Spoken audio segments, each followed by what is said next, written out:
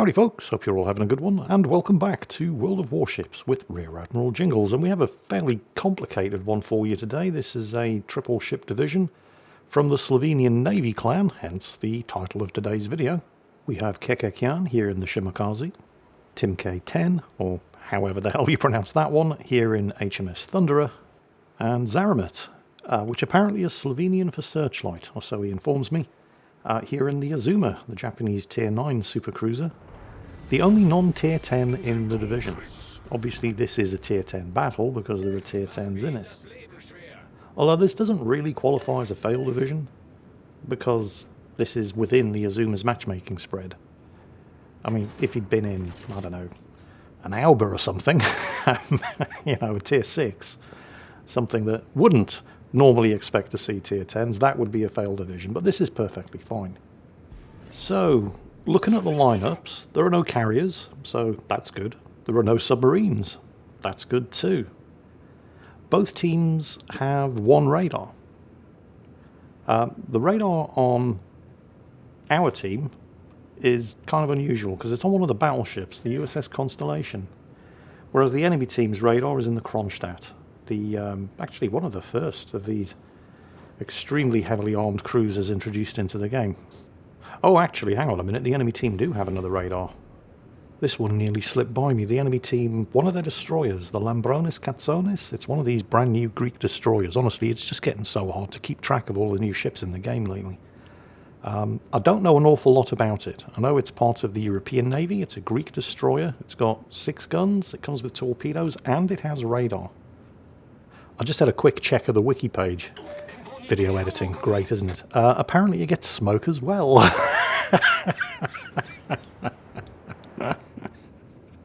So, yes, a destroyer with smoke and radar and torpedoes and 6 140mm guns.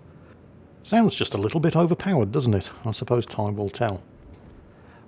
And I just realised something else. The Xian Yang over there. I mean, the enemy Shimakaze. Yes, but the friendly Xian Yang, you see he's laying smoke? The Xian Yang can also take radar, but not if it takes a smoke screen. So, okay, there could have been 2 radars on each team. I was about to give Wargaming's matchmaker some shit for failing to put 2 balanced teams together, but yeah, it's not the matchmaker's fault the Xian Yang captain chose smoke instead of radar. Fine. Now, you see those Shimakaze torpedoes? You see how far away they've been spotted? This is the difference between the Shimakaze on our team and the Shimakaze on the enemy team. Now you may be thinking to yourself, well, the Xian Yang spotted them with his hydro. The Xian Yang doesn't get hydro. Those are the noob tubes. To be fair to the enemy Shimakaze player, I don't know if he may have just unlocked that ship this morning and he hasn't yet unlocked the not completely shit torpedoes on the Shimakaze. But he is using the completely shit torpedoes on the Shimakaze. They have a 20-kilometer range, they hit hard, they're not that fast, but the biggest drawback is, well, what you're looking at right now. You can see them coming from low Earth orbit. They have such a huge detection range. If you manage to get yourself hit by any of those 20-kilometer Shima torpedoes, and the Xian Yang has just gone down, but if you do manage to get hit by any of these 20-kilometer range stock Shimakaze torpedoes, then you must have been asleep at the wheel. And yet, people do still get hit by them, which just goes to show how many people play World of Warships while asleep at the wheel. Speaking of Shimakazes, let's just go and take a quick look at... I'm probably not pronouncing his name correctly, but I'm not going to call him Dave. Our Shimakaze player, Kekekyan, because he's been busy. Now, the days when the Shimakaze was the fastest ship in World of Warships are long gone, but it's still pretty quick. And it's also exceptionally stealthy. It's another reason why noob Shimakaze players with their 20-kilometer noob tube torpedoes really wind me up when they're in a ship with a stealth of 5.6 kilometers and they should at least be spotting, or ideally flipping and contesting cap circles, rather than sailing around the back of the map launching walls of skill every 2 minutes. Stealthiest ship in the battle, launching walls of skill from behind the battleships and the aircraft carriers. It's your ship, you play it whichever way you want. But Kek here, I mean, most Shimakaze players who aren't complete noobs go for the 12-kilometer torpedoes because they provide the perfect balance between a sort of comfortable, safe-ish range where you don't have to get yourself too close to the enemy and potentially put yourself into too much danger in order to get the torpedoes away, and actually stand a chance of hitting something. Kekakyan here, however, is not one of those Shimakaze players. He's gone for the suicide torps, the ones that only have an 8-kilometer range. But they're practically invisible, they are fast, and holy shit, they hit hard. They don't actually hit as hard as the 12-kilometer range torpedoes, but there's only like a 2,000 difference between them. The thing is, they are practically invisible, and they are fast. With a speed of 76 knots. I realise with the introduction of some of the Swedish destroyers, 76 knots isn't even anything special anymore, but when they're being launched from, at most, 8 kilometres away, and they're travelling very, very quickly, and they're all but invisible, you basically get no chance to avoid them, unless you happen to be running hydro. Even then, you're probably going to end up eating 1 or 2, and they do 20,000 damage each. So this is a very high-risk, high-reward style of gameplay, if you've equipped these torpedoes on the Shimakaze, because while you do have a 5.6 kilometer stealth, what that means is when you do get spotted, you're only 5.6 kilometers away from the enemy, and that does not give you an awful lot of wiggle room to avoid any incoming fire directed your way. Even worse, if you're 5.6 kilometers away from an enemy, you get spotted and then somebody radars you, you've got an awful long way to go to get yourself undetected. So, like I said, a very, very high-risk but high-reward style of gameplay. If you choose these 8-kilometer torpedoes and take your Shimakaze into battle, you're either going to be soaring with the eagles or gobbling with the turkeys. There is very, very little middle ground. The team have just suffered yet another destroyer casualty. First the Xianyang, now the Kleber. And the smoke screen over there, pretty sure that was the Venezia's high-speed smoke. Oh, the team have just lost yet another ship. 3 kills down, they've just lost the Bismarck. The thing about these 8-kilometer range torpedoes, you see, what is likely to happen here is that if the Venezia sees them, because it doesn't look like they're going to hit. Oh, no, he might take one, and he has now just seen them. So turning like this means he is only going to take one of them. The problem for the Venezia is turning like that means he's now giving broadside to everybody else. And Kekia is spotting him. Yes. Shimakaze players, there's another good reason why you shouldn't be sitting 20 kilometers away from the front line just launching walls of skill every 2 minutes. You're the stealthiest ship in the battle. Spot the enemy team. So while those torpedoes are underway, we're just going to rewind the clock here a little and go back to Zaramet in the Azuma, because he's been having fun himself. The Azuma is not really a particularly popular ship. I think most people would rather have, well, that thing over there, the Yoshino, which is kind of what the Azuma wants to be when it grows up and reaches tier 10. They're very similar ships. They're just as fragile.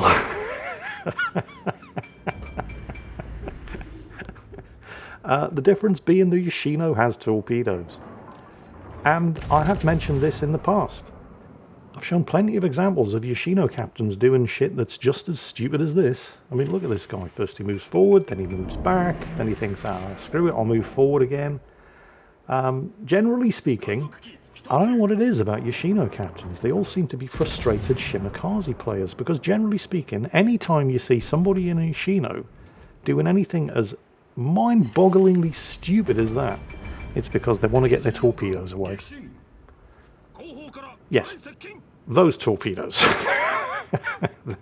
They're Shimakaze torpedoes. That's why you see them coming from low Earth orbit. I mean, I really have no other good explanation for what it is that possesses Yoshino captains to suicide like this in order to just get their torpedoes away. It's like they graduated from the Azuma here and they thought, well, it's a good ship, it's got nice guns, it's fast, but if only it had torpedoes. Then they get the Yoshino and there's, my torpedoes, and they do stuff like that and get themselves killed and then fail to hit anything with the torpedoes. Shall we have a look at Tim in the Thunderer? Because he's been busy as well and also been witnessing some mind-boggling stupidity of his own. Let's go and take a look. So, at more or less the same time that Zaramet takes out the Yoshino, Tim over here in HMS Thunderer is witnessing the demise of the team's Jaeger, one of the other destroyers. This thing is a kind of weird... I mean, it's a First World War design. What it's doing at tier 9, I have no idea. All you really need to know about the Jaeger is its guns are terrible, but its torpedoes are pretty good. And now it's dead. So, the team are down 4 kills to 1. Both teams have 1 cap circle. And Charlie over here is the one that's being contested. Now, remember I said that the team only have 1 radar? There it goes. The USS Constellation just radared the enemy destroyer, the Katsonis, the Greek destroyer. But look where the Constellation and the Goliath who's with them, look where they are on the map. What good is that radar? The only person who can take advantage of it is Tim here in the Thunderer. And he's only going to get 1 shot because he's in the Thunderer. Neither the Constellation nor the Goliath can shoot at the Katsonis over there. Perhaps if the radar had been used, oh I don't know, a minute ago while the Jaeger was still alive, the Jaeger would still be alive, but they didn't, and he isn't, so great job. Tim over here is getting remarkably upset with these two.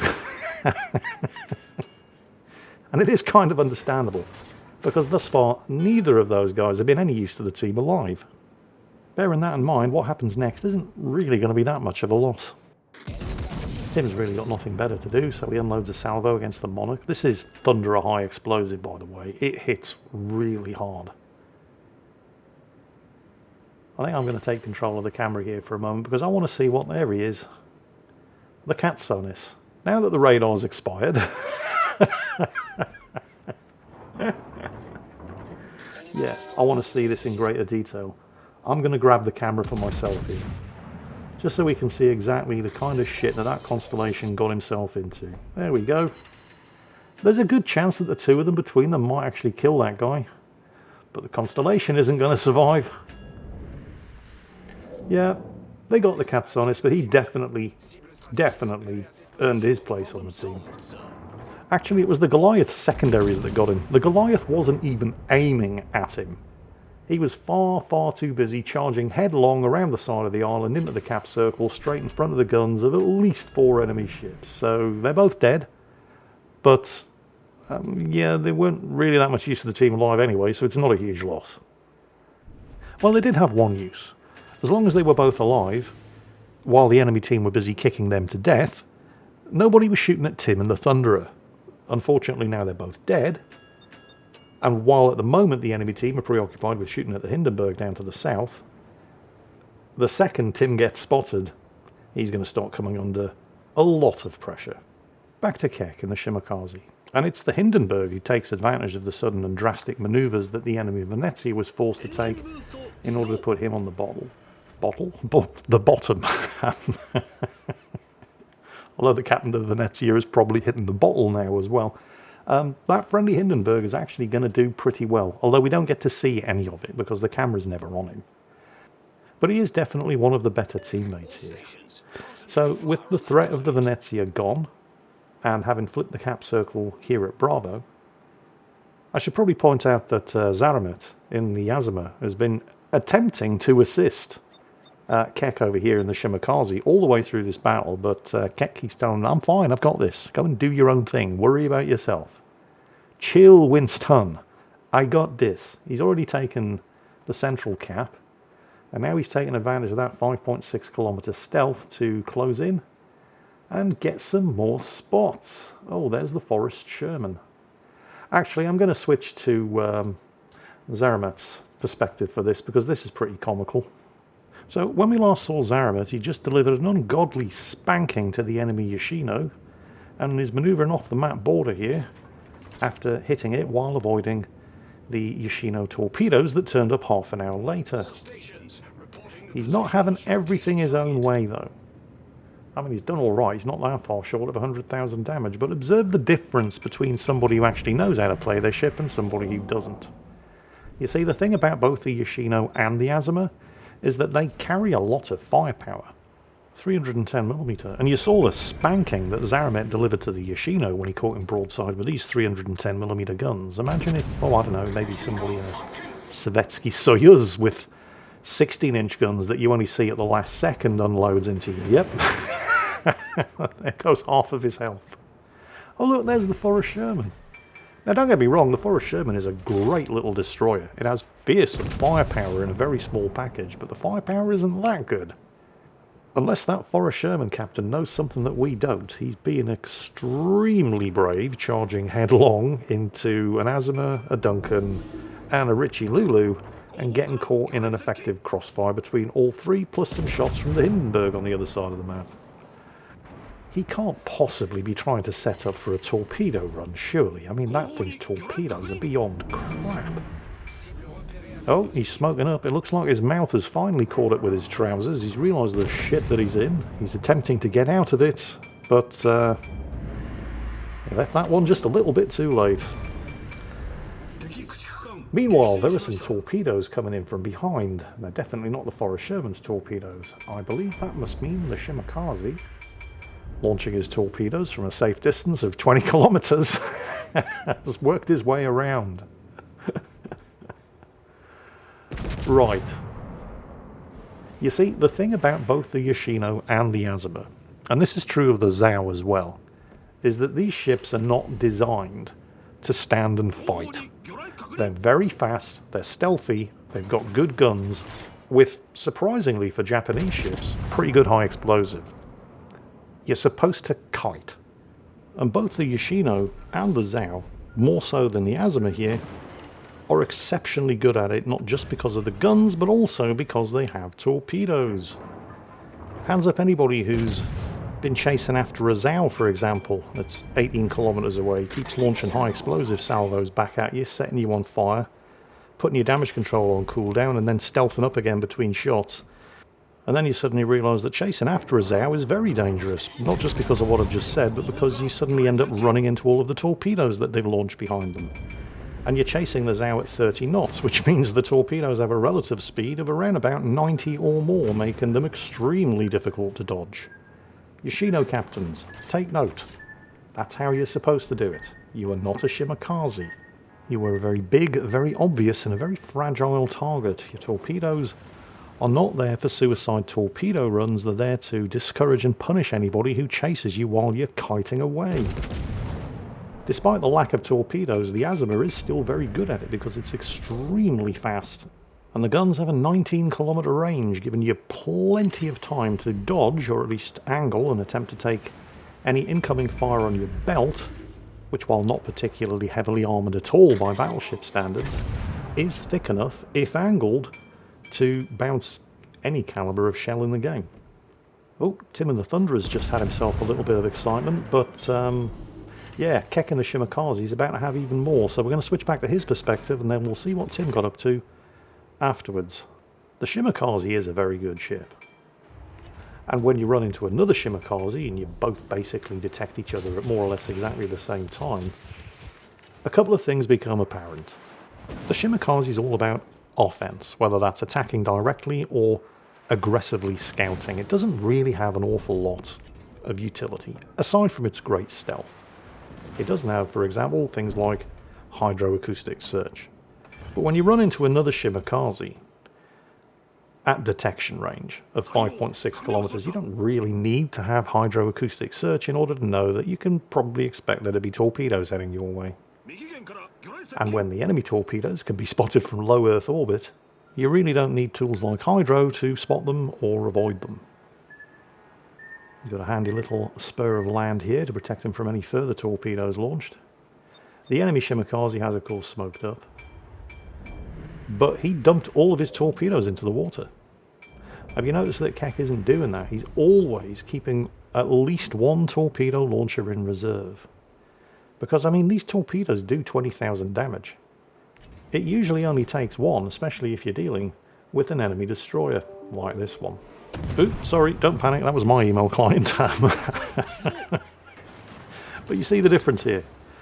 One destroyer has torpedoes that sort of crawl along at a relatively leisurely pace and, well, can be spotted basically the second they get launched, and the other one doesn't. I'm not saying everybody should pack the 8-kilometer torpedoes on their Shimakaze, but if you think you're up to the job, let's just say battles are rarely boring. And once again, Keck was telling Zeramat, it's okay, I mean, I appreciate the assistance, but relax, I've got this. And he did in fact have it. So with that little piece of business happily concluded, let's go and see what Tim was getting so excited about in HMS Thunderer. Honestly, it wasn't anything particularly exciting. Although Tim is going to have his fair share of excitement, he's stuck alone on the enemy flank over here with just the Hindenburg down to the south and perilously low health, giving him any kind of direct support. The Hindenburg, however, he's not going down easily. And it's really this kind of snapshot as his guns clear the saddle in between those two islands over there, as the Hindenburg very nearly manages to finish off that Zeton. But it is in fact Tim's salvo of high explosive shells that ensure that he doesn't get to go away, lick his wounds and come back having conducted some repairs. Tim's basically doing a fighting withdrawal here, because that's a lot of enemy ships. The strange thing though is that why it's taken this long for the enemy team to start flipping that cap at Charlie. It's the Kronstadt who's actually inside the cap circle. Remember, there's a Z-23 over there. Where did the Z-23 go? Well, hold on and you'll find out. And remember, look at where the Z-23 was last spotted. Look at where Tim is. And imagine the route that the Z-23 was going to have to take in order to get to, I don't want to give any spoilers away here, where he's going to be without going through that cap circle. Right? That's going to be pretty impressive.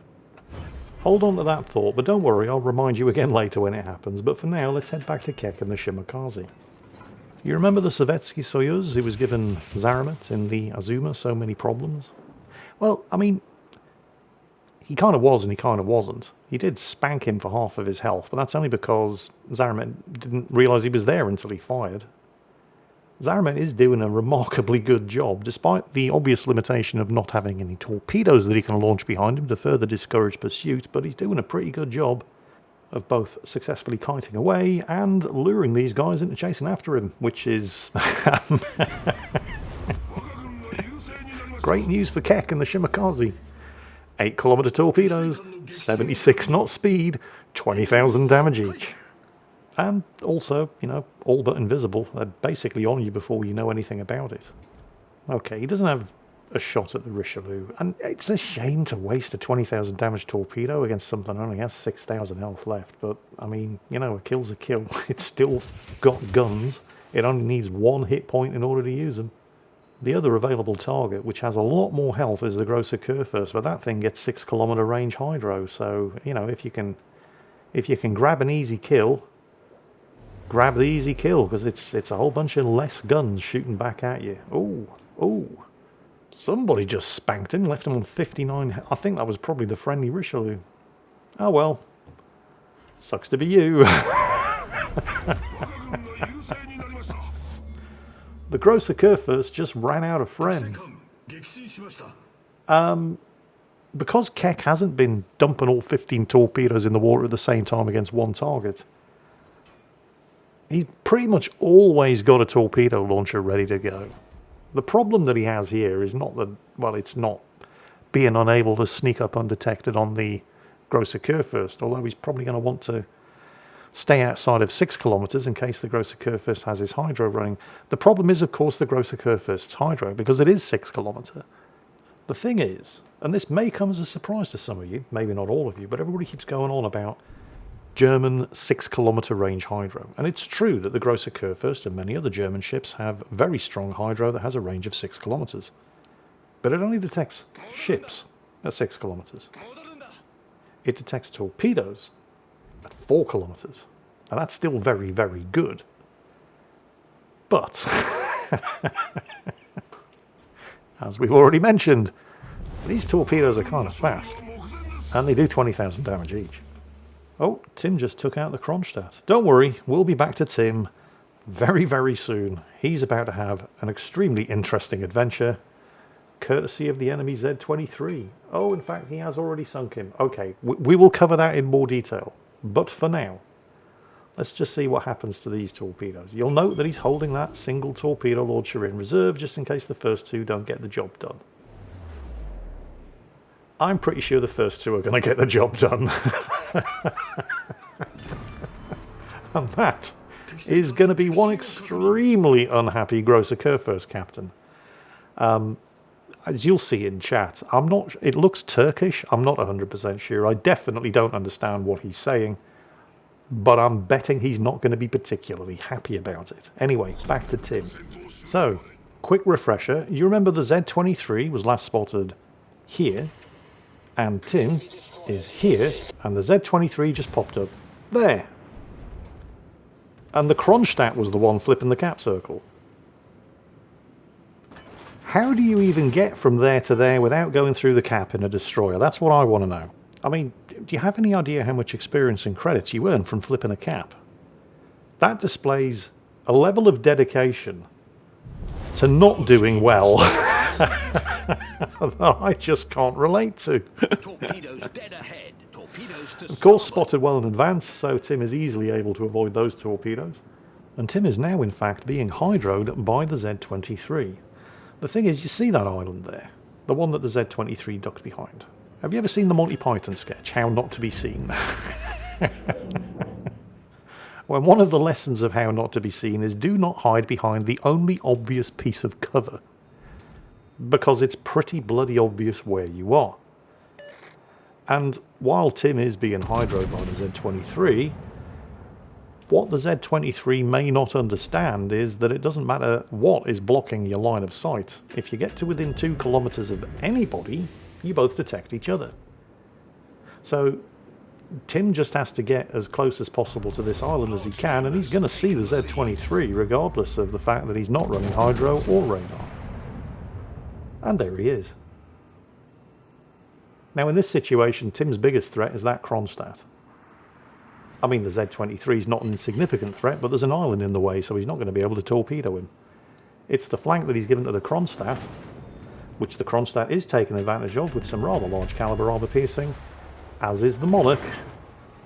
That's probably the biggest danger. So rather than getting caught here by the Z-23, the best thing he can do is just follow it around the island. That will allow him to angle away from both the Kronstadt and the Monarch, and keep the Z-23 out of a good torpedo launching angle. And while he's at it, he can swing the guns around and maybe kill the Kronstadt. Not much of a spoiler, we already know he's going to kill the Kronstadt. It's just a question of how much damage he's going to take while he's doing it. Now those shots coming from across the map, that's Zeramat in the Azima doing his level best to help out his buddy in the Thunderer. There goes the Kronstadt. The Monarch's still up and is still firing effectively. The Z-23, however, not so much. You see, the thing about chasing somebody around an island in order to get your torpedoes away is that you have to get really, really close because there's an island in the way. torpedoes to port. I think he's probably going to take 2 of those. Yep. That's fine. Not a problem. I mean, I'm sure he would prefer to have not taken 2 of them, but he did have an enemy destroyer within 2 kilometers of him while getting shot at by a Kronstadt and the Monarch that he was given broadside to. So, you know, all things considered, he did pretty well. Keck and the Shimakaze's just taken out the Grosser Kerr first, and that just leaves the enemy Monarch. You know, when Zeramat here in the Azima sent all 3 of these replays in, plus attached screenshots, he did say maybe an episode of A Game of Thrones, and I can kind of see yes, but I can also see no. Because while the enemy did have an early kill lead, they never really had all of the cap circles, and they didn't really have that much of a points advantage. So it's not like they snatched defeat from the jaws of victory. They just kind of squandered a slight early lead by just doing a whole bunch of really incomprehensibly dumb shit. So not really Game of Thrones material, but it was and is an example of a single division getting 9 of the team's 11 kills and almost claiming a 10th with shots in the air, about to bitch slap a Monarch on 3,000 health right as the battle ended, with all 3 of them doing extremely well, and more importantly, never a dull moment. There were various points throughout the course of that battle from all 3 perspectives where I thought I might laugh, I thought I might cry, I thought I might puke. It was fun for all the family, Something for everyone. The only thing I knew for sure was that dumb shit was probably going to happen, and we were all going to benefit from being entertained by watching it.